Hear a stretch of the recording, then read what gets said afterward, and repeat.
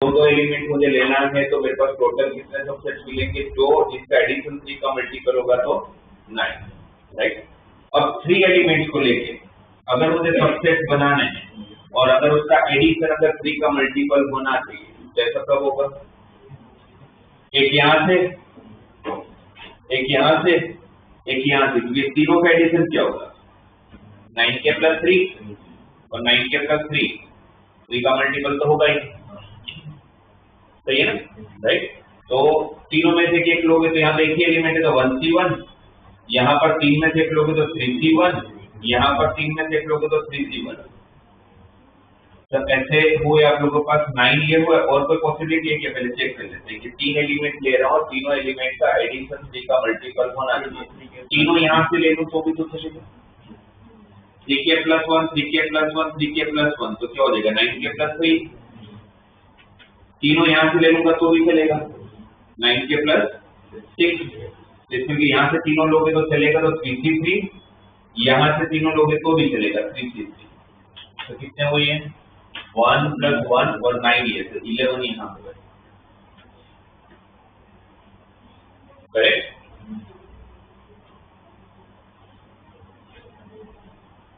फिर 4 एलिमेंट लेके 5 एलिमेंट लेके 6 एलिमेंट लेके और मैक्सिमम कितने 7 एलिमेंट लेके, 4 एलिमेंट लेके 4 एलिमेंट लेके क्या क्या पॉसिबिलिटी हो सकती है, कौन से 4 एलिमेंट लोगे तो आप लोगों का एडिशन जो होगा 3 का मल्टीपल होगा। तो अगर 4 का लेना है तो 4 में कौन कौन ले सकते हैं, 3 के से यहाँ से ये एक ले लेता हूँ, राइट, नीचे से अगर एक यहाँ से और तीनों यहाँ से ले ले, ये हो सकता है क्योंकि 3k + 2 3 बार है ना, 3k + 2 3 बार लोगे तो कितना हो जाएगा 9k + 6, उसमें अगर 3k ऐड करूंगा तो चलेगा ना, राइट। ये 3k + 1 के तीनों एलिमेंट तो 9k + 3, उसमें 3k ऐड कर लूंगा तो भी चलेगा, राइट। 4 एलिमेंट लेते एक एलिमेंट यहाँ से और तीनों एलिमेंट यहाँ से, एक एलिमेंट यहाँ से तीनों एलिमेंट यहाँ से, तो कितना होगा 1c1 × 3c3 + 1c1 × 3c3, और कोई पॉसिबिलिटी, अगर यहाँ से 2 लेता हूँ, यहाँ से 2 लेता हूँ, अगर यहाँ से 2 लूंगा तो क्या होगा 6k + 4, यहाँ से 2 लूंगा तो क्या होगा 6k + 2, तो ये भी तो आप लोगों का 12k + 6 हो जाएगा, तो 3 का मल्टीपल हो जाएगा, तो 2 यहाँ से 2 यहाँ से, तो क्या लिखोगे उसको 3c2 × 3c2, यही होगा, ठीक है। इसको सोल्व कर लेते हैं, 1 ये 3 से 9 + 2 11, वैसे ये करना नहीं चाहिए हम लोग को, देखो ना, क्योंकि 3 एलिमेंट के लिए जो आंसर आ रहा होगा वही 4 एलिमेंट के लिए आंसर आ रहा होगा, क्योंकि 7 एलिमेंट का एडिशन कितना हो रहा है 39, 7 एलिमेंट का एडिशन कितना आ रहा है 39, कैसा नंबर है 3 का मल्टीपल है, तो 39 जब एडिशन आ रहा था तो मैंने ये 3 जिसका एडिशन आप लोगों का 3 का मल्टीपल आ रहा तो 11 एलिमेंट को अगर हटा दूंगा, ये दोनों क्यों सेम होगा मैं आपको समझाने की ट्राई कर रहा हूँ, क्योंकि आपको 4 5 6 और 7 ये सारे काउंट करने की जरूरत है, 5 में आपके पास 9 ही चॉइस होगा, 7 में कितनी चॉइस होगी 1 ही चॉइस होगा, 7 में कितनी चॉइस होगा 1 ही चॉइस होगा। अब 6 को देखो, आपको ऐसे समझ आ जाएगा, 6 में अगर आप लोगों को करना है तो आप क्या करोगे, 6 के कितनी चॉइस होंगे आपके पास, 6 के कितने, मतलब 6 एलिमेंट का एडिशन 3 का मल्टीपल होना चाहिए, तो कितने चॉइस होगा, एक ही चॉइस होगा, क्यों, बिकॉज एक में भी एक ही चॉइस है आपके पास, क्यों ऐसा भाई, इसका सबका एडिशन अगर 39 आ रहा है और अगर मुझे 6 एलिमेंट लेना है तो इसमें एक एलिमेंट मुझे हटाना पड़ेगा, तो कौन सा एलिमेंट हटाओगे, जो खुद 3 का मल्टीपल होगा, भाई 39 में से मैं 3 का मल्टीपल हटाऊंगा तभी तो 3 का मल्टीपल रहेगा, यस, इसमें 3 का एक ही तो नंबर है जो 3 का मल्टीपल वाला है, तो वही हटाना पड़ेगा, जो एक एलिमेंट वाला जो आंसर था वही एक आप हटाओगे, वही आपका 6 के लिए आंसर आता होगा, तो 6 में भी कितनी चॉइस आएगी आपके पास, एक ही होगा, राइट, ये ठीक है। 6 कौन से होंगे, अगर मुझे 6 लेना तो ये हटा दूंगा मैं, तब एडिशन कितना आ रहा होगा 36। सही है ना, राइट। अब अगर 5 का लेना है आपको, तो 5 का लेना होगा, तो 5 को लेना होगा तो आपको 2 एलिमेंट वाले हटाने पड़ेंगे, सही है ना। तो 2 एलिमेंट वाले हटाने पड़ेंगे, तो ऐसे कौन से 2 एलिमेंट हटाओगे, कौन सा 10 हटाओगे, कौन से 2 हटाओगे, ऐसे 2 हटाओगे ना जिसका एडिशन 3 का मल्टीपल होता हो। तो 3 के मल्टीपल और 2 एलिमेंट वाले कितने आ रहे थे 9, तो वही 9 हटाने पर जो बचेंगे, तो सामने तो वही 9 बचेंगे ना जो 9 हटाए होंगे। तो यहाँ पर भी वापस कितना आ जाता होगा आपका 9 ही आ जाता होगा। कितना और एक सबका टोटल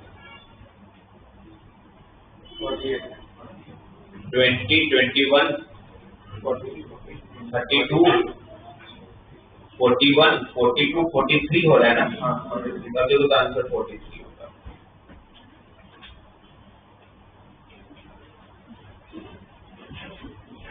तो आपको सिर्फ बेसिकली 1 2 3 काउंट करना चाहिए था, बाकी 4 5 6 का इसी का आंसर होगा, क्योंकि 3 एलिमेंट जो होगा वही 4 किलो का, 2 एलिमेंट जो होगा वही 5 किलो का, 1 एलिमेंट जो होगा 6 किलो का, बाकी 7 में तो पूरे नहीं लेना चाहिए आपको। तो टोटल ऐसे टोटल 127 सबसेट बनते, पर उस 127 में से 43 ऐसे सबसेट बनते कि जिनका एडिशन 3 का मल्टीपल होगा। नॉर्मली बचेगा तो मैन्युअली काउंट करके चालू करते उसमें बहुत टाइम लग जाता है, फिर बीच में छोड़ देते हैं। तो ऐसे क्वेश्चन का आप लोग को फ्रेम देकर फॉर्मेट बना लेने का, कौन से फॉर्मेट में आपके सारे नंबर उससे इजी हो जाएगी। Next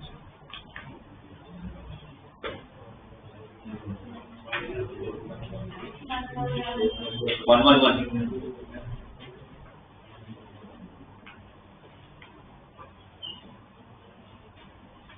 111 if all the 6-digit number x1 x2 x3 x4 x5 xj with x1, अच्छा आपको बोला गया कि भाई आपको 6 डिजिट का नंबर बनाना है, पर वो असेंडिंग ऑर्डर में ही नंबर होना चाहिए, आपके डिजिट कैसे होने चाहिए, असेंडिंग ऑर्डर में ही होना चाहिए। I'll arrange in the increasing order, then the sum of the digits in the 72nd number, ये तो डिक्शनरी ऑर्डर जैसे ही आपको। अच्छा मुझे बताओ, ये 72nd नंबर छोड़ दो, आप 6 डिजिट कैसे कितने नंबर बना पाओगे जहां पर हर डिजिट प्रीवियस डिजिट से बड़ा होगा, तो कितने नंबर बनते हैं। जो 72nd नंबर वाला है वो कंसेप्ट छोड़ दो, मतलब वो छोड़ दो, ऊपर का जो कंडीशन दिया हुआ है कि x1 is less than x2 less than x3 less than x4 less than x5 less than x6, इसके पहले भी एक क्वेश्चन डिस्कस हुआ था, क्या होगा इसका आंसर NC6 या 9C6।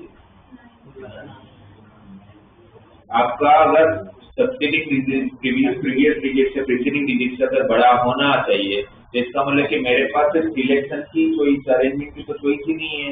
जो 6 नंबर लूंगा उसमें जो सबसे छोटा होगा उसको पहले प्लेस पे रखना पड़ेगा, जो उससे बड़ा होगा उसको सेकंड प्लेस पे रखूंगा, उससे बड़ा थर्ड प्लेस पे, और जीरो आप ले नहीं सकते हो कि जीरो लेने तो कहाँ रखना पड़ता है फर्स्ट प्लेस में, तो 6 डिजिट का नंबर कैसे होता है। इसका मतलब कि मेरे पास सिर्फ क्या चॉइस है, 6 डिजिट सिलेक्ट करने की चॉइस है, मेरे पास अरेंज करने की कोई चॉइस नहीं।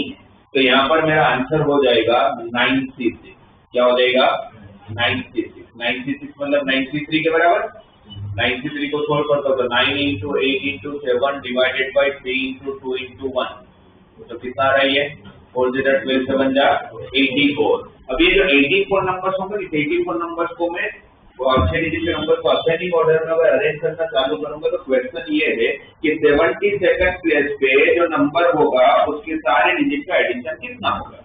क्वेश्चन ये सबसे पहले मुझे बताओ कि कौन से नंबर्स होंगे अगर असेंडिंग ऑर्डर में अरेंज करना चालू करूंगा, किससे चालू होने वाले नंबर सबसे पहले आएंगे 1 से 1 से। अब कितने प्लेस खाली है 5।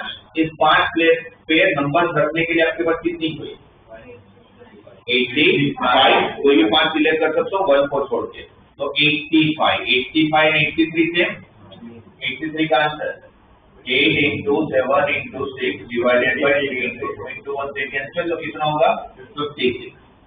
मतलब 56 नंबर तो 1 से चालू होता है। अब 2 से चालू करते हैं, 2 से चालू करोगे तो पीछे 5 डिजिट खाली, उस 5 को सिलेक्ट करने के लिए कहां से सिलेक्ट करोगे 75। अब 1 तो ले नहीं सकते हो, 2 आ चुका है, तो 75 और 72 सेम, 72 21 का 56 प्लस 21 यही 77 हो गया। जबकि आपको कौन से प्लेस पे रुक जाना है? 72 पे रुक जाना है, जिसमें कि 2 से सारे नंबर नहीं चाहिए, 2 से सारे। तो इसी तरह से मैं ब्रेक करूंगा। मैं अब मैं पहले देख लूंगा 2 3 से चालू होने वाले कितने नंबर, तो 4 प्लेस खाली, 4 को सिलेक्ट करने के लिए 7 नहीं होंगे ना, 2 हेड निकल गए, 64 कितने होंगे? 64 ही होंगे ना। 1 गया, 2 गया, 3 गया, तो बचे कितने? 6 तो बचे होंगे, 0 तो ले ही नहीं पाओगे। 64 और 62 में 62 ही 50 56 प्लस 15 71। इसलिए कि नेक्स्ट जो नंबर होगा वही आपका 72 होगा। नेक्स्ट नंबर कौन सा होगा? अब जो इससे चालू हो रहा होगा 2 4 से, तो फिर कौन होगा? 5 6 7 8, ये होगा 72 प्लेस पे। और इसका एडिशन कितना हो रहा है? 2 + 4 6 11 17 24 32। तो 72 प्लेस पे जो नंबर होगा उसका एडिशन होगा 32। ये डिक्शनरी में याद है ऊपर बता दो, तो 49 पोजीशन पे कौन सा वर्ड होगा? पहले से चालू होने वाला देख लेते हैं, वैसे ही कुछ है।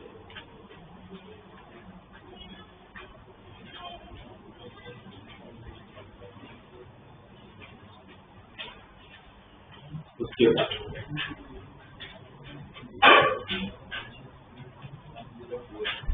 104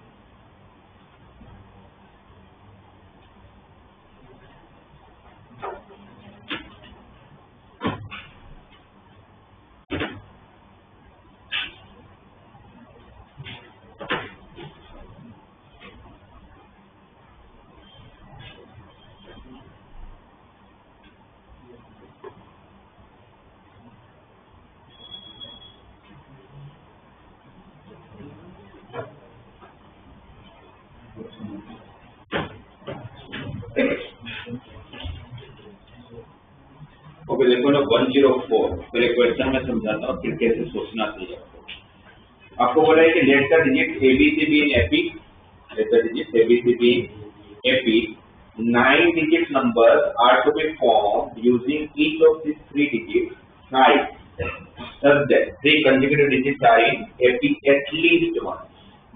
How many such numbers can be formed?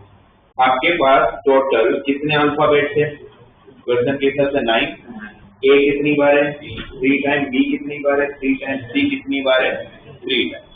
Right, ये 9 को आपको इस तरह से अरेंज करना। और ABCD में ये क्वेश्चन ने दिया, ABCD में ये क्वेश्चन में गिवन।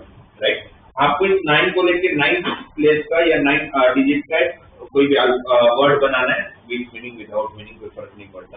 बट ये बोला है कि उसके अंदर एटलीस्ट एक एपी तो आना ही चाहिए। तो एटलीस्ट एक एपी होना चाहिए उसका, कि उसके अंदर जो भी मैं अरेंज करूंगा उसके अंदर मुझे या तो एबीसी दिखना चाहिए या तो सीबीए दिखना चाहिए। एबीसी अगर एपी में तो सीबीए भी तो एपी में होगा, उसका उल्टा कर लोगे। यस, ये पक्की बात है। मुझे एटलीस्ट एक बार एबीसी दिखना चाहिए, उससे ज्यादा बार दिखेगा तो मुझे टेंशन नहीं। मुझे एबीसी भी दिखा, मुझे सीबीए भी दिखा तो भी टेंशन नहीं। राइट, तो हमें क्या करना चाहिए? एक बार तो एबीसी चाहिए, एक बार मैंने एबीसी ले लिया। राइट, अब मैंने एबीसी लिया तो मेरे पास प्लेस कितने हैं टोटल? 9, 3 4 5 6 7 8 9। अब मुझे अगर एबीसी चाहिए तो लास्ट में लास्ट आप उस एबीसी को 1 फर्स्ट प्लेस से चालू कर सकते हो। और लास्ट कहाँ तक लेके जा सकते हो? 7th प्लेस तक। ये 7th प्लेस पे गया तो भी तो एबीसी आ जाएगा, फिर तो प्लेस ही नहीं है। तो पहले 7 में से प्लेस सिलेक्ट किया कि मैं एबीसी को कहाँ से चालू करना चाहता हूँ, फर्स्ट से, सेकंड से, थर्ड से, फोर्थ से, फिफ्थ से, सिक्स्थ से या 7। ये 7 उसके लिए 7 में से एक प्लेस सिलेक्ट किया मैंने, ठीक है। उस 7 में से एक प्लेस सिलेक्ट करने के बाद मैंने एक केस कर सकता, पहले प्लेस सिलेक्ट किया, फिर मैंने एबीसी भी रख सकता हूँ, सीबीए भी रख सकता हूँ, उसके लिए इंटू 2 किया। कितने प्लेस भर चुके हैं? 3। कितने खाली? वो 6 का किसको रखने वाले? 2 ए को, 2 बी को, 2 सी को। वो कैसे भी है मुझे कोई फर्क नहीं पड़ता। उसके बाद एबीसी वापस भी आ जाए तो क्या दिक्कत है? इससे ज्यादा हो जाएगा ठीक है, नहीं है तो भी ठीक है। तो बाकी 6 को अरेंज करूंगा तो 6 factor divide by 2 factor to the double A double B double C, उसका 90 into 90।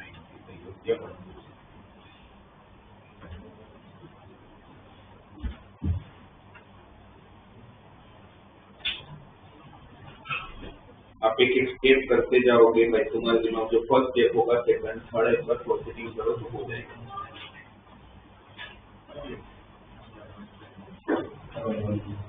वन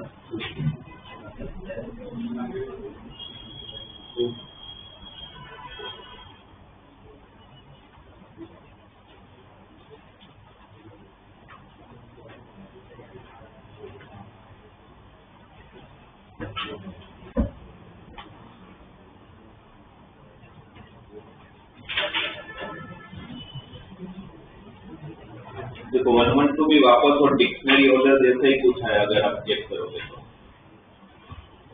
देखो क्या दिया 112 में, 5 digit number are formed using the digit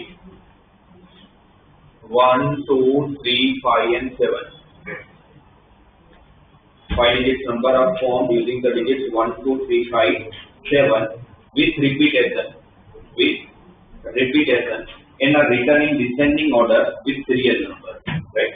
आपको अच्छा इसको यूज करके आप कितने 5 digit के कितने नंबर बना सकते हो विद रिपीटेशन? 5 और उसको फिर आपको डिसेंडिंग ऑर्डर में अरेंज करते जाना है। तो सीधी बात है कि सबसे पहला नंबर कौन होगा? तो डिसेंडिंग ऑर्डर में अरेंज करना है, 7.5 है ना, 77,721 ये सबसे फर्स्ट नंबर होगा। उसके बाद का नंबर कौन होगा? पूछे तो क्या बोलोगे? 7, 7, 7, 7, 5 ये होगा ना।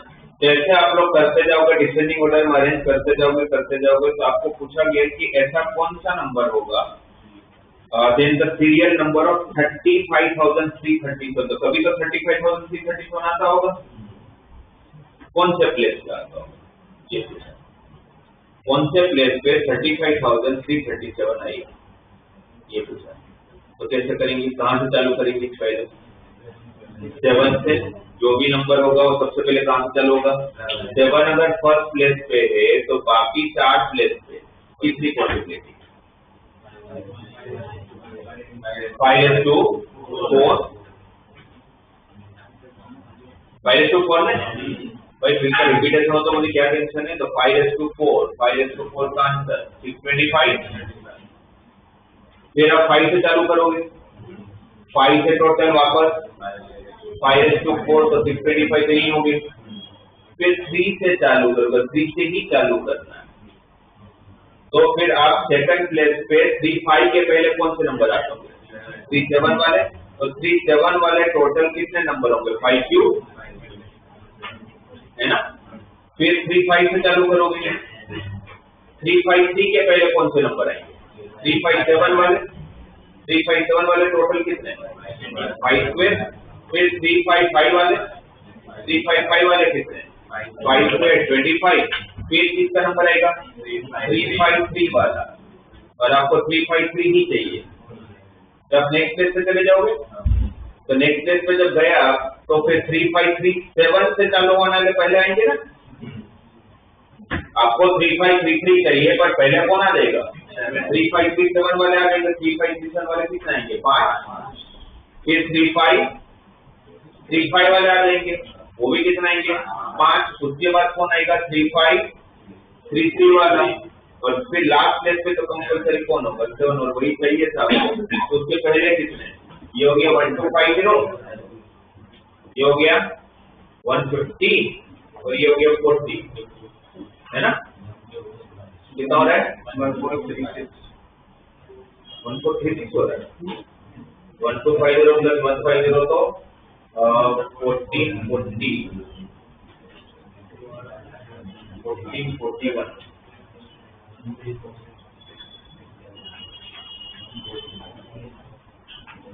730 है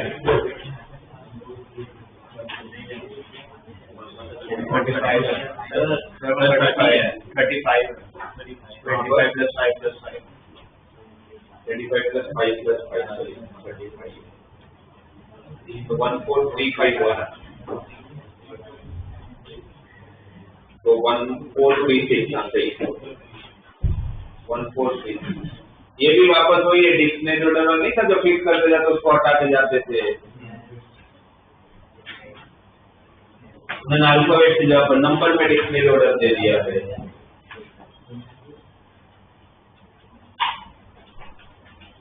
115 तक में कोई वो तो बता दो बाकी कैसे नेक्स्ट करेंगे।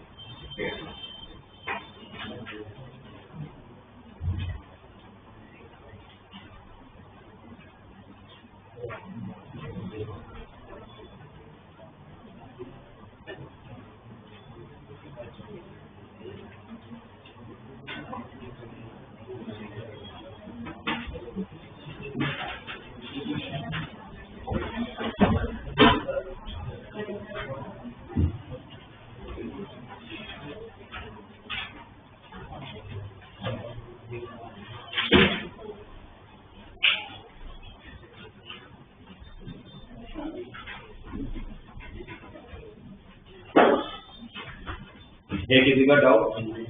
ठीक है यहाँ पर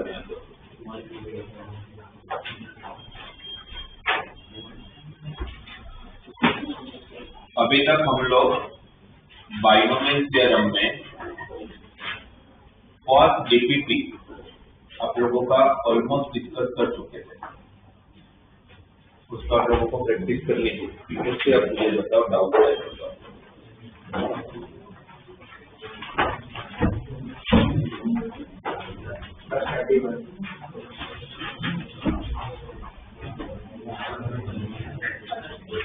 31 डाउट है आपका? जैसे डाउट एनसीईआरटी का क्वेश्चन है क्लास में करवा क्वेश्चन क्या डाउट है आपको? क्या समझ है इसको ब्रेक है इसको ब्रेक कहाँ करना है? 31 क्वेश्चन की बात करो 3 r into NC of r क्या इसको दो पहले बायनोमियल लगाने ये तो आपको क्वेश्चन समझ नहीं है। आपको बोला है sigma r equal to 0 to n 3 raised to r into NC of r को क्या प्रूव करना है? 4 सिग्मा में क्या होता है एडिशन। आप r की वैल्यू 0 से चालू करोगे हटाना तो पहला टर्म क्या होगा NC 0 into 3 raised to 0 फिर नेक्स्ट टर्म क्या होगा NC1 into 3 raised to 1 उसका नेक्स्ट टर्म क्या होगा NC2 into 3 raised to 2 उसका नेक्स्ट टर्म क्या होगा NC3 into 3 raised to 3 फिर कहाँ तक जाएगा ये NCn into 3 raised to n तक राइट। ये जो first number NC0 into 3 raised to 0 उसके साथ आप देखो तो यहाँ पर पावर इंक्रीज हो रहा है। बायनोमियल में पावर किसका इंक्रीज होता है सेकंड टर्म का और किसका पावर डिक्रीज होता है और फर्स्ट टर्म दिया ही क्यों नहीं दिया क्योंकि वो 1 होगा भाई। फर्स्ट टर्म नहीं दिया तो थोड़ी कि फर्स्ट टर्म होगा नहीं वो लिखा नहीं है वो इसलिए नहीं लिखा है क्योंकि फर्स्ट टर्म आपका 1 होगा। इसको मैं 1 लिख सकता हूँ इसको 1 लिख सकता हूँ उसके नेक्स्ट टर्म में 1 2 लिख सकता हूँ। ये लिखने के बाद आपको समझाने के लिए आपको तो वो ही नहीं लिखना है क्यों लिखना है इसके हिसाब से किसका एक्सपांशन है 1 plus 3 whole raised to power n का आंसर क्या हो गया 4 raised to 10।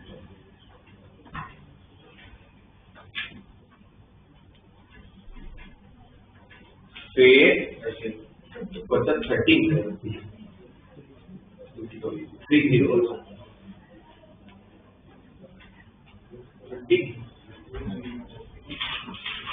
आपको गया और एक एक्सपांशन 1 प्लस एक्सपोनेंशियल का कोएफिशिएंट ऑफ फीस and cube term are equal.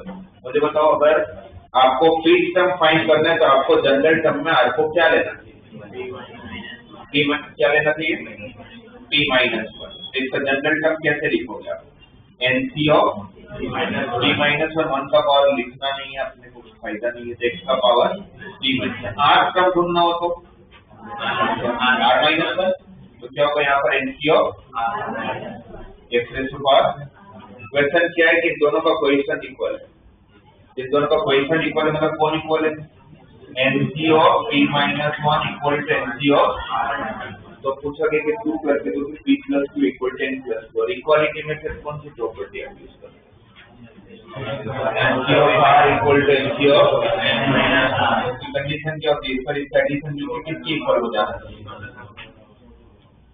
n के बराबर हो जाना चाहिए, तो आप क्या p प्लस r इक्वल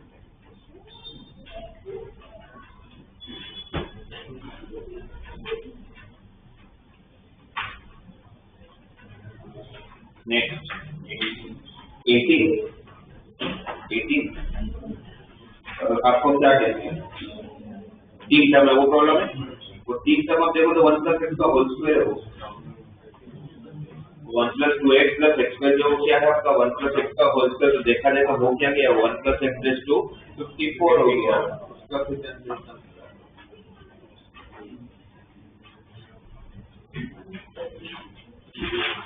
फिर 19 का सेकंड वापस वो 4 टर्म दिख रहा है पर वो है 1 प्लस एक्स का क्यूब, तो 1 प्लस एक्स तो 16 हो गया वो। पता है कोई टेंशन नहीं, 4 टर्म में कैसे करेंगे, पर 4 टर्म है ही नहीं, वो 1 प्लस एक्स का क्यूब है, 1 प्लस एक्स तो 16 हो जाएगा। फिर 32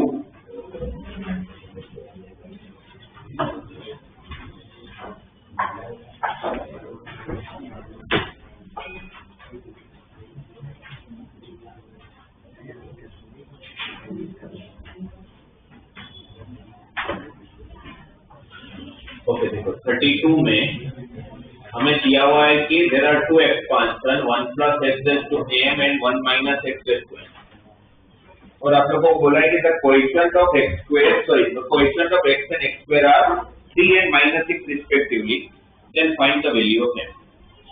अगर दोनों में पावर हो ना, जैसे यहाँ पर 1 प्लस एक्स का भी पावर है साथ में 1 माइनस एक्स का भी पावर है, तो फिर इसमें जनरल टर्म लगाना थोड़ा मुश्किल है, तो फिर आप क्या करो, क्या आप इसका एक्सपांशन करना चालू करोगे? इसका एक्सपांशन का फर्स्ट टर्म क्या होगा?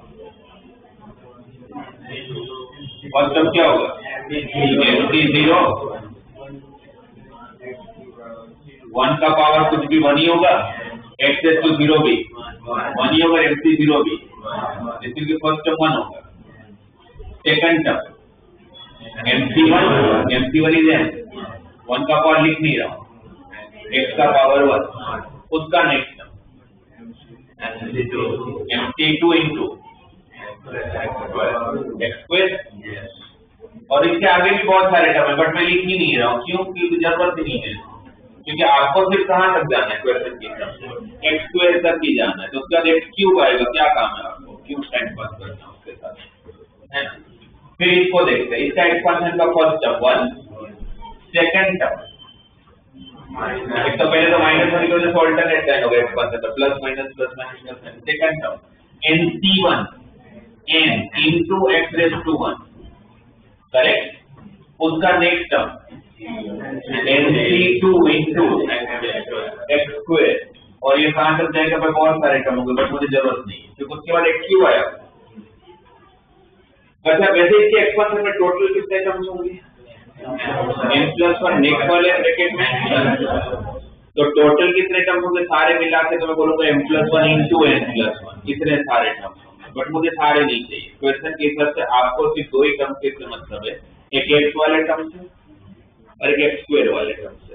x कब आएगा? ये जब 1 मल्टीप्लाई होगा इन सारे टर्म से, तो सबके साथ मल्टीप्लाई हो रहा होगा, तो अगर मैं पहले कोएफिशिएंट ऑफ x देखूं तो मुझे x कहां मिलने वाला है?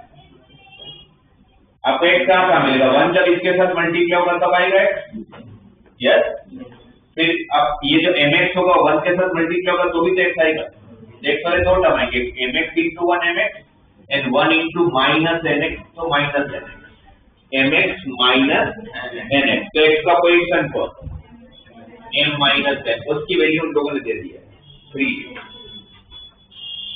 Now coefficient of x square, आपको कहां कहां पर x स्क्वायर दिख रहा है, मुझे 3 जगह दिख रहा है, आप लोगों को भी शायद दिख रहा होगा। 1 जब यहां मल्टीप्लाई होगा तब mc2, फिर mx जब nx के साथ मल्टीप्लाई होगा तब तो माइनस mx, फिर mc2 1 के साथ मल्टीप्लाई होगा तब तो प्लस mc2, और इसकी वैल्यू दिया हुआ है -0। कितने अननोन है, 2, कौन कौन, अगर उनकी वैल्यूज फाइंड करने तक आपको कितने इक्वेशन चाहिए, इसको सोल्व कर लेना, इसको सोल्व कर लोगे तो m और n की वैल्यू सोल्व, फिर आपको इच्छा जैसे ठीक करने mc2 को क्या लिख लोगे, n into n minus 1 divided by 2 minus m, mc2 को क्या लिखोगे, m into m minus 1 by 2 equal to 6, n square minus n minus 2mn, है ना, 12 हम ले लिया, plus m square minus m equal to 12। तो आप एक काम करो ना, यहाँ से m की वैल्यू उठा के डाल दो ना, यहाँ पर m की जगह पर क्या डाल दो, n plus 3, तो n के टर्म में इक्वेशन आ जाएगा, n की वैल्यू आ जाती होगी, n आ जाएगा तो फिर m भी आ जाएगा, कर लोगे सोल्व तो जब दोनों एक्सपांशन में पावर हो तो फिर आप दोनों का एक्सपांशन कर लो, कितने टर्म आपको चाहिए होंगे, सारे नहीं चाहिए होंगे, थोड़े चाहिए होंगे, जितने चाहिए उतना लिखो, बाकी तो बताओ। जैसे और एक मैं बताता हूँ आपको सेम टाइप के क्वेश्चन, पीछे था मैंने जो क्वेश्चन आपको बोला था छोड़ देना, आपको मैं करवाऊंगा। Question number 42 and 43। अब ये 42 और 43 भी काफी कुछ ऐसे ही है, अब उसमें आप देखोगे 42 देखते हैं सपोज, अब 42 में मुझे क्या बोले, जैसा 42 है वैसे ही 43 है, आपको बोला find the coefficient of a raised to 4, find the coefficient of a raised to 4 in the expansion of या in the product of 1 plus 2a raised to power 4 into 2 minus a raised to power 5। अरे इसके expansion में कितने term, 5, यहाँ पर पूरा मिला के 30, उस 30 में से आपको सिर्फ वही टर्म चाहिए जिसमें a raised to 4 आता होगा, क्योंकि आपको किसका कोएफिशिएंट फाइंड करना है, a raised to 4 का। तो हम क्या करेंगे, 1 plus 2a raised to power 4, 1 plus 2a raised to power 4, अच्छा इसका अगर आप एक्सपांशन तो टोटल 5 टर्म आएंगे, कौन कौन से, 1 plus 4c1 into 2a, इसके बाद 4c2 मतलब 6 ना, into 2a का पावर 2, 2a का पावर इंक्रीज हो रहा होगा, पहला 2a का पावर 1 तो नेक्स्ट 2a का पावर 2, उसके बाद 4c1 हुआ, 4c2 हुआ, फिर 4c3 भी 4 होता है, into 2a का पावर 3, फिर 4c4 1, 2a का पावर 4 into इसके एक्सपांशन में टोटल कितने टर्म, 6, पहला टर्म पहला टर्म 2 raised to 5, भाई इसका हाईएस्ट और आएगा ना, तो 32, नेक्स्ट टर्म प्लस माइनस आएगा, माइनस 5c1 5, 2 का पावर 4, a का पावर 1, उसके बाद प्लस 5c2 10, 2 का पावर 3, a का पावर 2, माइनस 5c3 है ना, 5c0 आया, 5c1 आया, 5c2 आया, तो उसके बाद 5c3 और 5c2 सेम होगा, 2 का पावर 1 डिक्रीज होगा, a का पावर 1 इंक्रीज होगा, उसके बाद 5c4 5, 2 का पावर 1, a का power 4, minus 5c5 1, 2 raised to 0 और a का पावर 5। इसमें मुझे लास्ट तक जाना पड़ा क्योंकि मुझे a raised to 4 तक चाहिए था, इसमें ये वाला टर्म नहीं लिखते तो चलता, पर ठीक है एकदम से लिखो, नहीं लिखो क्या पड़ा। अब आपको किसका कोएफिशिएंट चाहिए, a raised to 4 का, तब क्या करूंगा, मुझे जो चाहिए बस मुझे उससे मतलब है, वैसे तो 30 टर्म्स है तो मुझे 30 टर्म्स थोड़ी ना चाहिए, हमें ये 1 किसके साथ मल्टीप्लाई होगा तो a⁴ आएगा यहाँ पर। तो क्वेश्चन ऑफ a⁴ में क्या देगा 5 × 2 10। तो यहाँ पहुंच गया। यहाँ पर ऑलरेडी a का पावर कितना है, तो इसमें कौन चाहिए आपको 3, तो ये वाला टर्म चाहिए। तो आपके क्वेश्चन में कौन आएगा 4 × 2 = 8 ना, और फिर यहाँ पर 10 × 2 का स्क्वायर 40, और फिर प्लस या माइनस, ये प्लस माइनस के साथ मल्टीप्लाई हुआ है तो माइनस।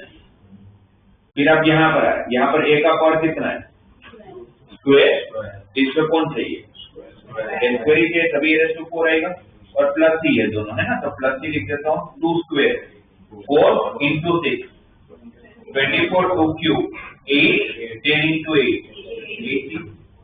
फिर यहाँ पहुंच गया एक क्यूब लिखा तो a⁴ चाहिए, और प्लस माइनस माइनस आएगा 2 का क्यूब 8 8 4 जा 32, यहाँ पर 2⁴ 16 16 × 5 80। यहाँ पहुंच गया a का पावर ऑलरेडी 4 है, तो यहाँ पर कौन से होगा फिर कांस्टेंट, तो उसके साथ मल्टीप्लाई होगा 2⁴ 16 और प्लस ही आएगा ना, प्लस 2⁴ 16 × 32। तो इतनी जगह पर a⁴ आएगा, इसका पोजीशन हमने लिख दिया है। इसको सोल्व कर लेंगे, जो मिलेगा वो आप लोगों का आंसर आ जाएगा, है ना। तो आप ऐसे क्वेश्चन आए तो आप क्या करो, एक्सपांशन में वही टर्म कंसीडर करो जो आपके काम के, बाकी तो बता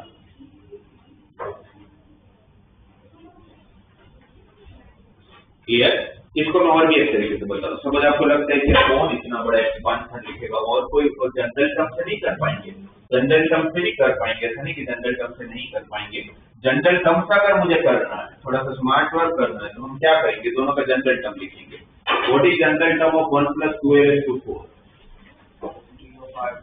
इसका जनरल टर्म 4cr × x⁴, तो 1 का पावर लिख ही नहीं रहा हूं, 2a का power r 4cr × 2r × a⁴, इसका general term 5c r already ले चुके तो और कोई वेरिएबल ले लो, 5c r1 2 का पावर 5 - r1 और -a का पावर r1, सही है। 5c of r1 सारे कांस्टेंट को साथ में लूंगा तो 2⁵ r1 × ये जो r1 है माइनस का भी तो पावर होगा, तो -1⁵ r1 × a का पावर r1। जनरल टर्म समझ आया होगा सबको। इन दोनों का मल्टीप्लाई हो रहा था, इन दोनों का जब आप मल्टीप्लाई करोगे तो आपके पास जनरल टर्म पूरा क्या बनेगा 4cr × 2r × 5cr × 2⁵ r1 × -1⁵r1 और a का पावर r + r1, a का पावर। जो पहले एक ब्रैकेट में आप जनरल टर्म लगे तो मैं दोनों ब्रैकेट में जनरल टर्म लगे, और a का पावर कितना है r + r1। आपको r + r1 की जगह पर क्या चाहिए 4, आपको r + r1 की जगह पर चाहिए 4, क्योंकि आपको a⁴ का कोएफिशिएंट फाइंड करना है। क्या क्या पॉसिबिलिटी, ये 0, ये 4, ये 1, ये 3, ये 2, ये 2, ये 3, ये 1, ये 4, ये 0। कितनी पॉसिबिलिटी है 1 2 3 4 5।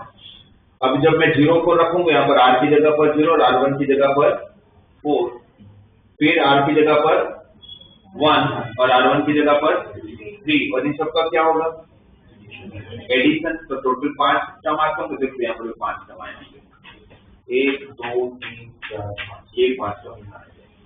तो मुझे पूरे एक्सपांशन बस नहीं लिखना, बात ही हो जाएगी।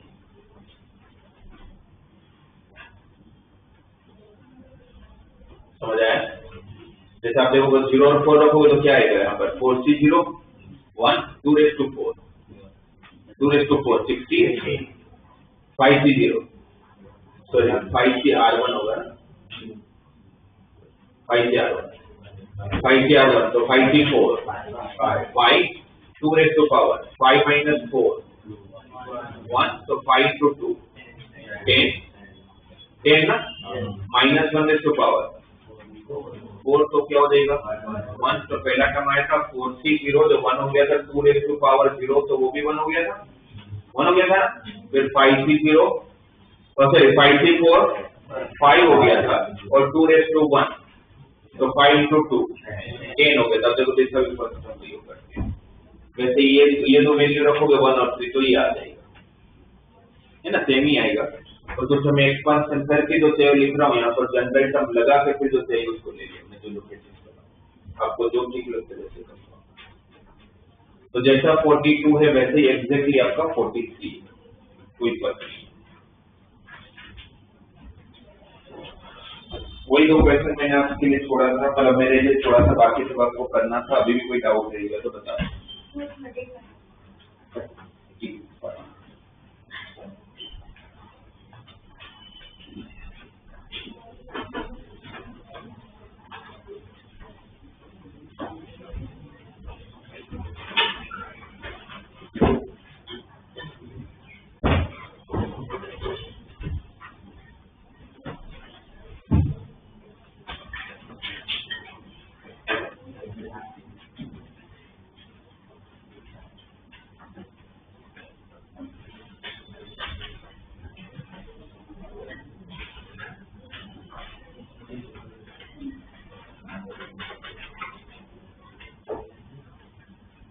देखो 35th क्वेश्चन में क्या बोला, if in the expansion of 1 minus x raised to 2n minus 1 the coefficient of x raised to r is denoted by a of r।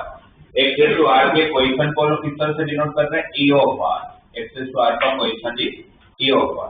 तो उनको क्या चाहिए, a of r minus 1। तो इसका मतलब क्या होगा, अगर x raised to r के कोएफिशिएंट को अगर मुझे a of r लिखने को बोला है तो a of r minus 1 किसका कोएफिशिएंट होगा, x raised to r minus 1 का। इनडायरेक्टली मुझे x raised to r minus 1 का कोएफिशिएंट चाहिए। उसके बाद बोला a of 2n minus r, a of 2n minus r तो किसका कोएफिशिएंट, x raised to, तो मुझे basically x raised to r minus 1 का कोएफिशिएंट फाइंड करना और x raised to power 2n minus r का कोएफिशिएंट फाइंड करना। उसके लिए इसका जनरल टर्म लिखूंगा, इसका जनरल टर्म लिखूंगा तो क्या लिखूंगा, t of r plus 1 is equal to nc of r, 1 का पावर लिख नहीं रहा हूं, माइनस x का पावर r, 1 का पावर तो 1 ही रहेगा तो लिखना ही नहीं है मैंने, सही नहीं। तो इसका मतलब क्या हो गया, 2n minus 1 cr minus 1 raised to r into x raised to r। आपको r की जगह पर क्या चाहिए, कोएफिशिएंट ऑफ सबसे पहले x raised to r minus 1 चाहिए, x raised to r minus 1 r की जगह पर क्या रखोगे, r की जगह पर r minus 1 रखोगे तो क्या देगा, 2n minus 1 c of r minus 1 minus 1 का पावर r minus, ठीक है।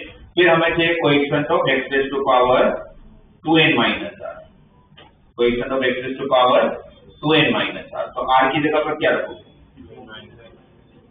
2n minus r, r की जगह पर 2n minus r, तो यहाँ पर भी r की जगह पर तो 2n minus 1 c of 2n minus r और minus 1 का पावर 2n minus r। तो ये जो वैल्यू आई ये वाली, सॉरी ये पूरा है, ये पूरे को क्या बोलोगे आप, a of r minus 1 question के हिसाब से, और इस पूरे को क्या बोलोगे, a of 2n minus r। और हमें क्वेश्चन में इन दोनों का एडिशन करने को बोला है, हमें क्वेश्चन में क्या बोला है, a of r minus 1 plus a of 2n minus 1, इसका एडिशन क्या होगा, दोनों की वैल्यू रखते हैं, 2n minus 1 c of r minus 1 minus 1 raised to r। अच्छा एक चीज में डायरेक्टली लिख रहा हूँ, निश्चित में तो बताना, ये जो पावर है minus 1 raise to r minus 1 उसका लिख सकता हूँ minus 1 raise to r upon minus 1 raise to 1। Negative power कहाँ जाएगा, डिवीजन में, राइट। प्लस इसमें अगर हम लोग NC of r equal to NC of n minus r की प्रॉपर्टी लगाए तो क्या बन जाएगा, NC of r equal to NC of n minus r अगर अप्लाई करेंगे तो इसमें से अगर इसको सब्ट्रैक्ट करोगे तो क्या बचेगा, आर माइनस 1। फिर ये जो -1 का पावर 2n माइनस आर है उसको ऐसे लिख लेते हो, -1 का पावर 2n डिवाइडेड बाय -1 का पावर आर, चलेगा? ठीक है ना? नेगेटिव पावर कहां चला गया, डिवीजन। 2n कैसा नंबर होता है, तो -1 का कोई भी इवन पावर का आंसर 1, -1 का कोई भी इवन पावर का आंसर ये तो 1 ही हो जाएगा, तो लिखो नहीं लिखो क्या फर्क पड़ता है। और -1:1 तो -1 होगा, तो इसको तो माइनस में लिख देते, तो माइनस हो 2n minus 1 C of r minus 1 into -1/r, right, plus 2n minus 1 C of r minus 1 into 1/-1/r। अब देखो तो दोनों में सब कुछ सेम आ रहा है, इक्वेशन सेम है, बस इतना ही फर्क है, एक में -1/r और एक में वही -1/r डिवीजन आ रहा है। दोनों में कॉमन क्या है, 2n minus 1 C of r minus 1 क्या रहेगा, प्लस वाला टर्म पहले लिखता हूं तो 1/-1/r रहेगा, राइट। फिर ये -1 पावर r, ये ठीक है, जितना कॉमन था उतना कॉमन ले लिया। अब इसको अगर फर्दर आगे और एक स्टेप प्रोसीड करते तो 2n minus 1 C of r minus 1, अगर मैं यहाँ पर एलसीएम लूं तो -1/r के साथ वापस जब -1/r मल्टीप्लाई में आएगा तो -1 का पावर कितना हो जाएगा, 2r, कितना हो जाएगा, तो 1 minus -1/2r divided by -1/r। ये से समझ आया है ना? पहले 2n minus 1 C of r minus 1 common लिया, प्लस वाला टर्म पहले लिख लिया, माइनस वाला टर्म बाद में लिखा, फिर सेम टेकेंसियन का -1/r इंटू -1/r तो -1/2r, -1 का इवन 2r कैसा नंबर और -1 का कोई भी इवन नंबर और 1 में से -1 है ना, ये तो हमेशा 1 ही देगा आपको क्योंकि 2r इवन नंबर है, तो 1 - 1 का आंसर 0 0 इंटू समथिंग जो आपको प्रूव करना था।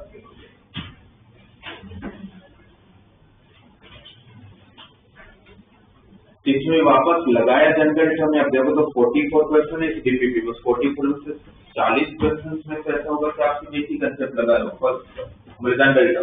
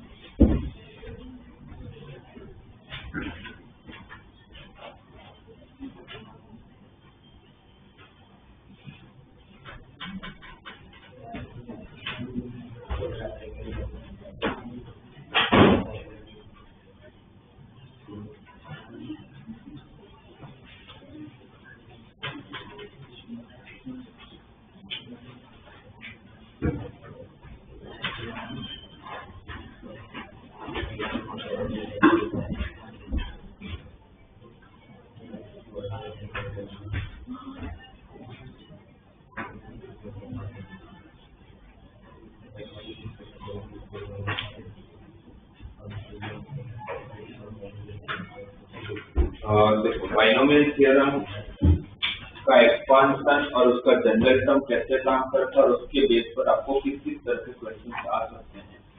आपने अगर डीपीपी वन अगर अच्छे से कर रखा है तो आप सब ऐसे क्वेश्चन तो आराम से हो जाएंगे, है ना। हर एक में जैसे हमने बात की जनरल टर्म को हेल्प दे रहे हैं। अब नेक्स्ट टॉपिक का टाइटल अब देखो मतलब मल्टीनोमियल थ्योरम। नाम से पता चल जाएगा यहाँ पर दो टर्म से ज्यादा टर्म की बातें हो रही है, क्योंकि हमने जो एक्सपांशन देखा उससे एक्सपांशन में कितने टर्म का आता है, दो टर्म का। अगर दो से ज्यादा टर्म का एक्सपांशन करने जैसे वो आपके एनसीईआरटी में दिया था 3 टर्म का एक्सपांशन करना, तो हमने क्या सीखा था अगर ऐसा आ गया तो वैसे तो इंटरेस्ट तो नहीं आएगा, स्कूल में भी चांसेस कम है, तो आपको क्या करना पड़ेगा, 2 का एक मान के चलना पड़ेगा, राइट। यहाँ पर एक्सपांशन कोई नहीं पूछना, यहाँ पर जो कंसेप्ट आप लोगों को ध्यान रखना है वो ये ध्यान रखना है मल्टीनोमियल। अच्छा, मल्टीनोमियल थ्योरम में पहले तो हमें नहीं पता है कि उसके एक्सपांशन में टोटल कितने टर्म देंगे। मैं तो मान के चलता हूँ कि भाई मुझे 8 टर्म दिया हुआ है और उसका पावर है 3 टर्म दिए गए तो चलो आप 2 को एक मान लोगे, 4 टर्म देंगे तो 2 का जोड़ी बनेंगे तो भी तो काम नहीं करेगा, फिर वापस 2 का भी जनरल टर्म लगाना पड़ेगा, मतलब 2 टर्म में भी वापस एक्सपांशन, फिर दूसरे 2 टर्म में भी एक्सपांशन। इससे कोई नहीं पूछने जैसे 5 चीजें, वो आपको क्या पूछेंगे, इसमें 2 चीजें पूछेंगे। पहला, इसके एक्सपांशन में टोटल नंबर ऑफ टर्म्स कितना होंगे, इसके एक्सपांशन में टोटल नंबर ऑफ टर्म्स कितना होंगे। अगर मैं आपसे पूछूं कि x plus y plus z raise to power है, इसके एक्सपांशन में टोटल कितने टर्म्स होंगे, तो हम ये थोड़ी बोल सकते हैं power in n plus 1 terms, वो सिर्फ बाइनोमियल में एप्लीकेबल है, वो यहाँ पर एप्लीकेबल नहीं है।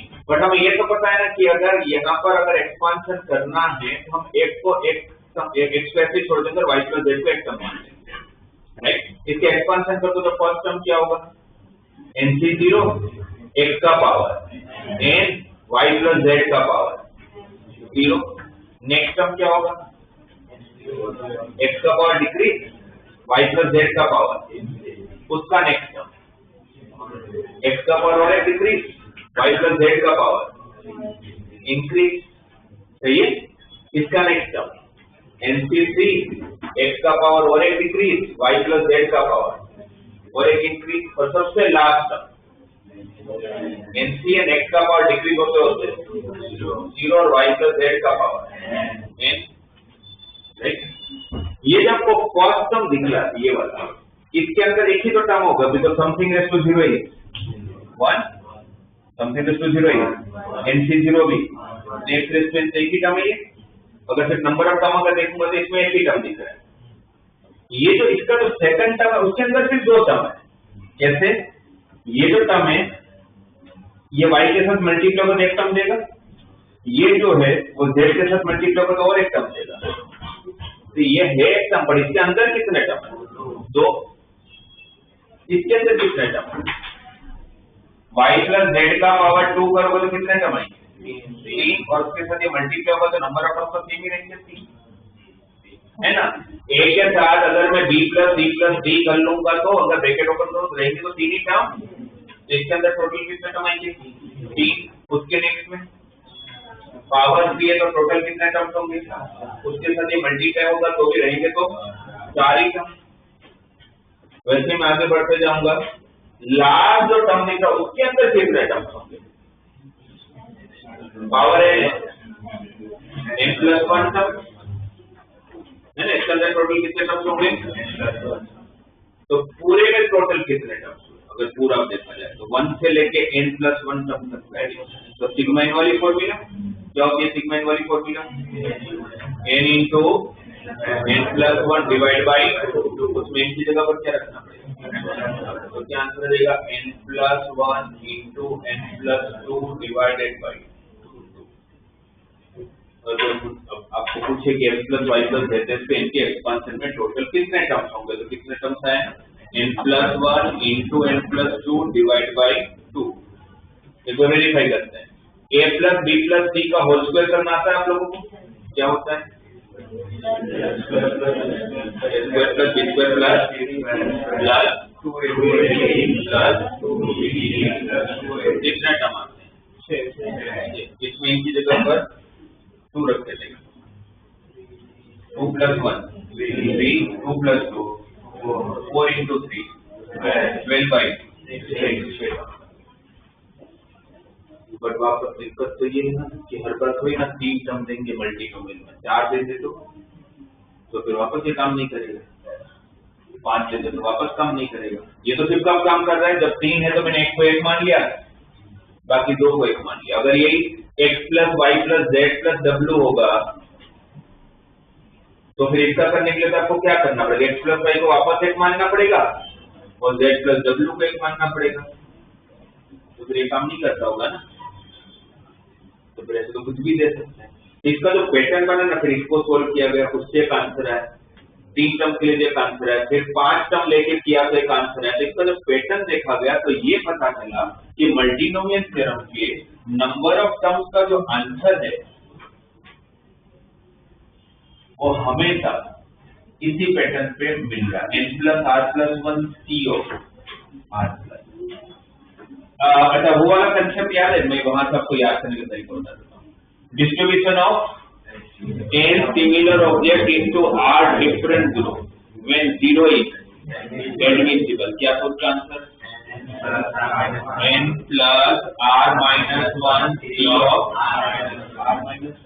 वही same answer number of terms के लिए भी होगा। कौन से केस में? कोई भी एक्सपांशन। इनफैक्ट आप बाइनोमियल में भी ये लगाओगे तो भी चलेगा। अच्छा, पहले तो ये इसके लिए अप्लाई करके बता देता हूँ। जब x plus y plus z to power n था तो r की जगह पर क्या लोगे? 3। r की जगह पर क्या लोगे? 3। तो क्या होगा ये n+3 -1। तो क्या हो जाएगा? n+2 CO 3 - 1 n+2 C2 को सोल्व करोगे तो n+2 से स्टार्ट करेंगे। कितना डिक्रीजिंग ऑर्डर? 2। तो इसके बाद का डिक्रीजिंग ऑर्डर डिवाइड बाय 2 का फैक्टोरियल। मैं तो बोलता हूँ 2 टर्म में भी ऐसे ही होता है। x plus y raised to n, ये अप्लाई करो, क्या होगा? r की जगह पर 2 तो n+2 - 1 CO 2 - 1 n+1 C1 का answer.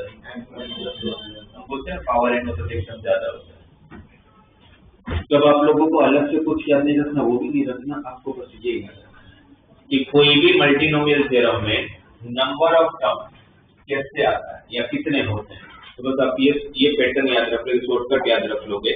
n plus r-1 C of r-1 वो कितने भी टर्म के एक्सपांशन के लिए कोई भी पॉजिटिव पावर के लिए एप्लीकेबल। ठीक है, देखिए हम लोग ध्यान में रखिए मल्टीनोमियल के नंबर ऑफ टर्म्स। फिर देखो ना, एक बार बाद में लिखना आप लोग, यहाँ पर एक बार चेक करो। फिर इसका जनरल टर्म, इसके एक्सपांशन में, इसका भी एक्सपांशन होता होगा और इसका एक्सपांशन होता होगा तो हर टर्म के अंदर कोई ना कोई पैटर्न भी आता होगा। वो पैटर्न कैसा होता है? आप x plus y raised to n का जनरल टर्म का पैटर्न बताओ, मतलब जनरल टर्म बताओ, क्या लिखते हो आप लोग? नाम हो गया P of r+1 equal to n C of r x raised to power n minus r y raised to power r। ये जनरल टर्म है। What is formula of n C of r? n factorial divided by r factorial n minus x का power y का power. अच्छा, इस पर इसका addition हमेशा total के बराबर हो जाता है, तो दिख भी रहा है n minus r plus r n होगा। और यहाँ पर जो x और y का जो पावर है ना, उसी को अपने एक फैक्टर से डिवाइड कर देना है। वैसे ही हो रहा है, x का पावर और जो y का पावर उसी से आपने इसको डिवाइड कर देते हैं। किसको? टोटल जो भी पावर है, राइट।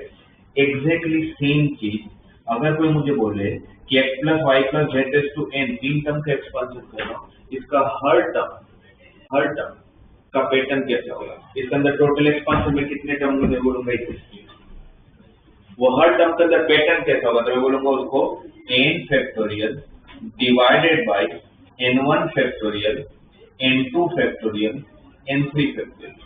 ये n1 n2 n3 क्या था? x का पावर n1, y का पावर n2, z का power n3, where n1 plus n2 plus n3 equal to n। मुझे पता है कि पावर का एडिशन हमेशा टोटल के बराबर आना चाहिए। इसमें तो क्या था, 2 ही था, एक को r ले लिया, दूसरे को अपने n minus r ले लिया। यहाँ 3 है तो वैसे तो नहीं लिख सकता मैं, इसलिए मैंने n1 लिखा, एक n2 लिखा, एक n3 लिखा। तीनों का कोई ना कोई पावर होगा, मे बी जीरो, जीरो से भी तो चालू होता है, राइट। बट ये कंफर्म है ना कि तीनों का एडिशन कितना होगा? हमेशा n के बराबर, और जो इनका पावर होगा उसी के फैक्टर से आपको n को n फैक्टर को डिवाइड कर लेना, जो आप बाइनोमियल में भी करते हैं। समझ आ रहा है? तो फिर इसका जनरल टर्म कैसा काम करेगा? n फैक्टोरियल डिवाइडेड बाय, यहाँ पर इतने सारे टर्म है तो a1 का कोई पावर है n1 फैक्टोरियल, a2 का पावर है कोई n2 फैक्टोरियल, n2, a3 का कोई पावर है n3 तो उसके फैक्टोरियल में से आगे जाते जाते इसका भी कोई पावर होगा n ऑफ r तो उसका फैक्टोरियल इनटू a1 का पावर n1, a2 का पावर n2, a3 का पावर n3 कहां तक जाएगा ar का power nr, where n1 plus n2 plus n3 up to the nr is equal to n। इसके बराबर हो जाता होगा, इन सबका टोटल करूंगा तो n के बराबर, टोटल पावर के बराबर। राइट, आपको मल्टीनोमियल थ्योरम में सिर्फ दो ही चीजें ध्यान रखनी है, इसमें बाइनोमियल में हमने एक ही चीज ध्यान रखी है, दो ही चीज ध्यान रखी है, जितना पावर का उससे टर्म एक ज्यादा होता है वो एक तरह से यही कंसेप्ट बोल सकता हूँ, और उसका जनरल टर्म, इसका भी जनरल टर्म। राइट, अप्लाई कैसे करोगे?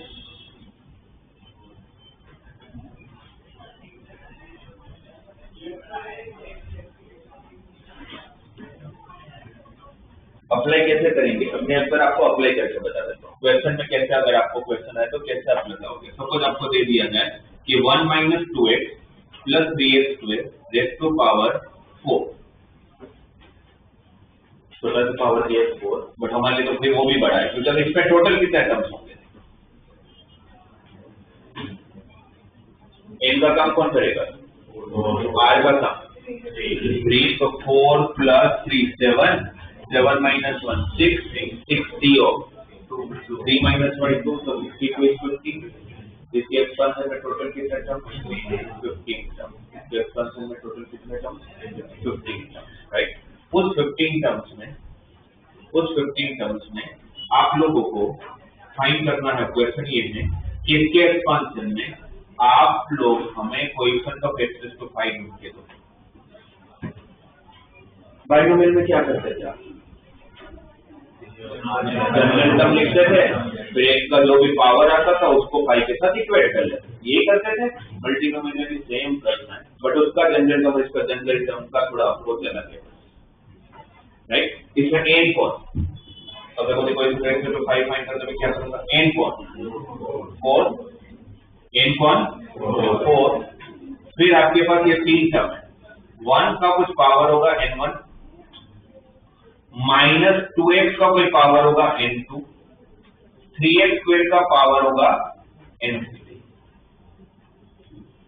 करेक्ट, 1 का जो पावर है उससे डिवाइड करूंगा, माइनस 2x का जो पावर है उससे डिवाइड करूंगा, और 3x स्क्वायर का जो पावर है उससे डिवाइड करूंगा। ये मेरा कोएफिशिएंट ऑफ x to 5 है। बस अब मुझे n1 n2 n3 पता कर लेना है। राइट, मेन कंसेप्ट खत्म हो गया। अब इसको सिंप्लीफाई करते हैं, 4 factorial by n1 factorial into n2 factorial into n3 factorial, सारे कांस्टेंट को साथ कर देता हूं। 1 का पावर n1 माइनस 2 का पावर n2, 3 का पावर n3, x का पावर n2 प्लस x का पावर n2 प्लस x का पावर 2n3 बेस से में तो पावर का एडिशन। अब मुझे वो n2 प्लस 2n3 की जगह पर क्या चाहिए? 5। ये एक रिलेशन है हमारे पास, और एक रिलेशन है कौन सा? n1 plus n2 plus n3 मिलके कितना? 4। वह तीनों का पावर मिलके कितना? ये तो पक्की बात है, टोटल के बराबर ही होगा, है ना। एक रिलेशन हमें जिसको पता होता है अपने को, दूसरा रिलेशन क्या चाहिए उसके हिसाब से दूसरा रिलेशन आएगा। कितने अननोन? 3, बट इक्वेशन से कितने? दो इक्वेशन से 3 अननोन की डायरेक्ट वैल्यू तो नहीं निकाल पाओगे सॉल्व करके, तो आप क्या करो? ट्रायल एंड एरर मेथड करो। ट्रायल एंड एरर में वैल्यूज पुट करके चेक करना। अब मुझे जब वैल्यू पुट करनी है तो ज्यादा इजी क्या है, जिसके साथ कोई कोएफिशिएंट हो ना उसकी वैल्यू चालू करो पुट करना। n3 की लोवेस्ट टू लोवेस्ट वैल्यू क्या होगा? 0। n3 अगर 0 हुआ तो n2 कितना होगा? अगर n2 5 हुआ तो n1 कितना होगा? क्योंकि तीनों का एडिशन 4 नहीं आना है, -1 ना, और पावर कभी किसी का नेगेटिव नहीं होने वाला, मतलब ये केस पॉसिबल नहीं है। अब n3 की जगह पर 1 रखता हूँ, n3 को अगर मैंने 1 रखा तो n2 कितना आएगा? 3, ये 3 प्लस 1, तो n1 के पास क्या ऑप्शन है? 0 ही होना पड़ेगा, तभी तो तीनों का एडिशन 4 आएगा। फिर n3 को 2 रख देता हूँ, 2 टू जा 4, तो n3 कितना, मतलब n2 कितना, ये 4 हुआ तो n2 कितना 1, और अगर ये 1 हुआ तो n1 भी कितना 1, तभी तो एडिशन 4 आएगा।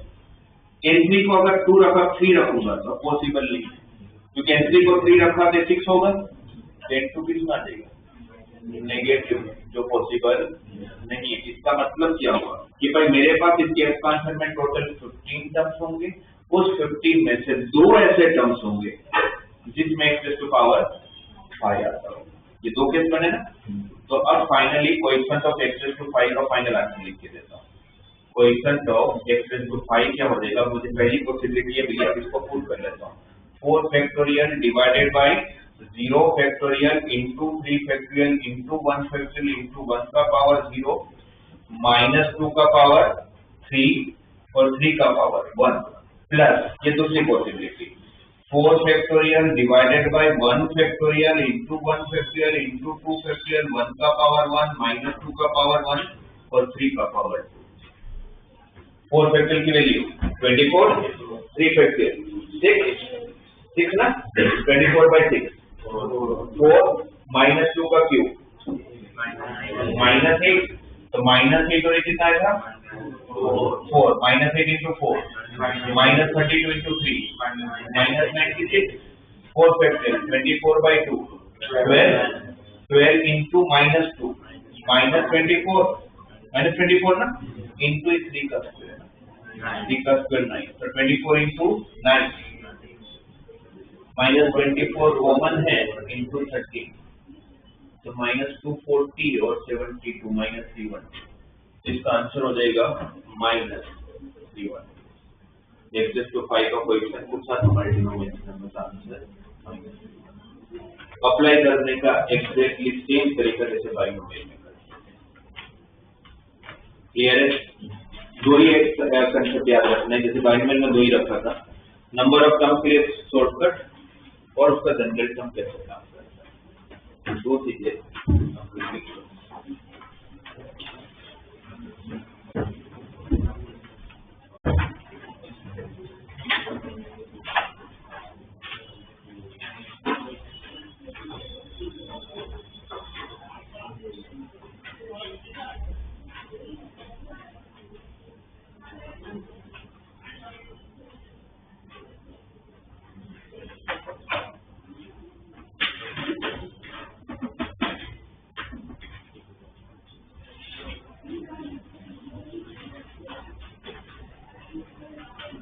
जिसका नाम ले रहा हूँ ये लोग ये लिखने के बाद ऑफिस में आके मुझे मिलेंगे। कृष्णा, ध्रुव, निष्ठा, पृथ्वी, आरव और गौरव, 6 लोग पहले मुझे आके मिलोगे। उसके बाद वो जो 6 आ जाएंगे वापस क्लास में, तो जिनको मिलने आना है उनका नाम ले रहा हूँ। लक्ष्य, रवि, देवान, रमेश,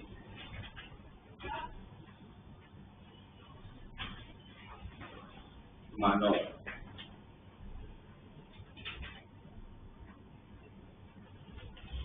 कुशल,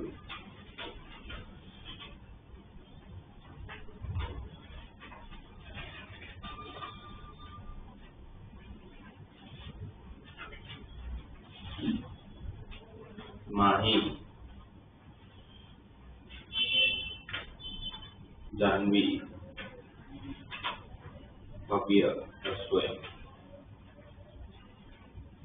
और विद्यार्थी।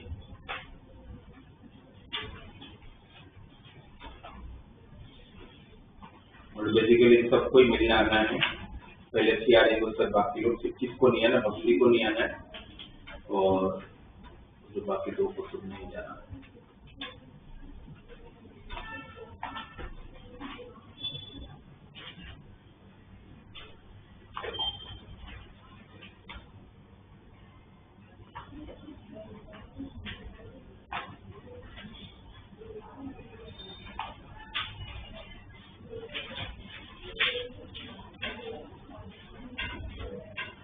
ये दोनों आप लोगों को समझ आ गया? जनरल टर्म अगर कभी पूछा जाए मल्टीनोमियल थ्योरम को लेके तो आपको शॉर्टकट जो है वो ऑलरेडी आप लोग पीएनसी में याद कर चुके थे।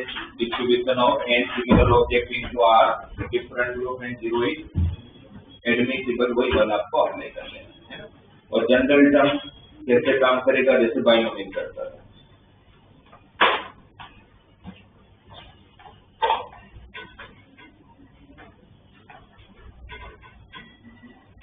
और इसका फर्स्ट डीपीपी में जो कंसेप्ट है वो सारे आप लोगों का सबको क्लियर